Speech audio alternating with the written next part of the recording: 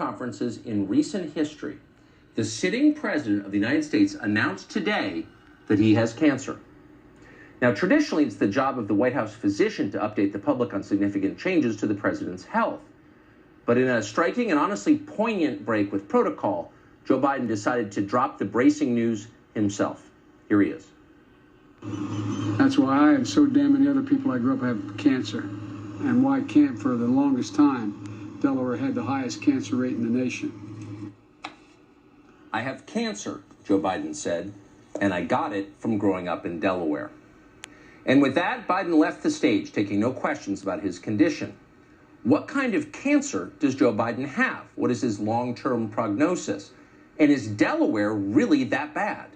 Parts of it are not beautiful, that is true, but can an entire state be a carcinogen? At this point, we can't say. We are hearing word tonight that Biden may have misspoken, rattled no doubt by the stress of his diagnosis. It is likely that, in fact, it's not cancer Joe Biden is battling, but dementia. Simple mistake. We'll get an update from our own in-house physician, Dr. Mark Siegel, in just a moment. But first, no matter what is wrong with Joe Biden, and something clearly is, it has not prevented him from working to amass more power than any American president has ever had. Joe Biden's latest idea is that he, personally, is the only branch of government in the United States. No more separation of powers. Joe Biden has all the power.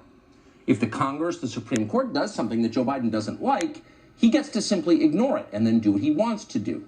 And he can do this because it's an emergency. There's no time for democracy. We've got an emergency on our hands, and naturally, only Joe Biden can solve it. We don't have enough abortions. It's an emergency. You're not wearing a mask alone in your car. It's an emergency. Your kids aren't trans yet. It's an emergency. And of course, the emergency to top all emergencies, the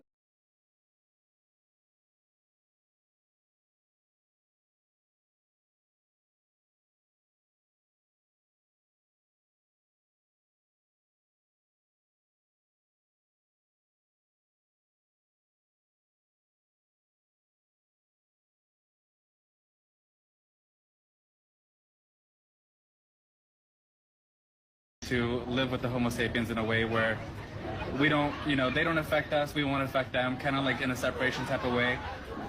I don't know what a Homo sapien is. If they're going extinct, that's very sad, but at the end of the day, I don't care. It's not the fact that I don't like Homo sapiens, it's just that we've always lived without them, so we don't know anything at all. Have you ever seen a Homo sapien? You don't want to know. Yeah, I saw one once at the zoo. Describe it. Furry. Yep. Big. Mm-hmm. Gorilla looking. He was picking his whatchadilly. He was? Yeah. I've never seen one do that. Well, I did. Homo sapiens. Let them die. Save the humans.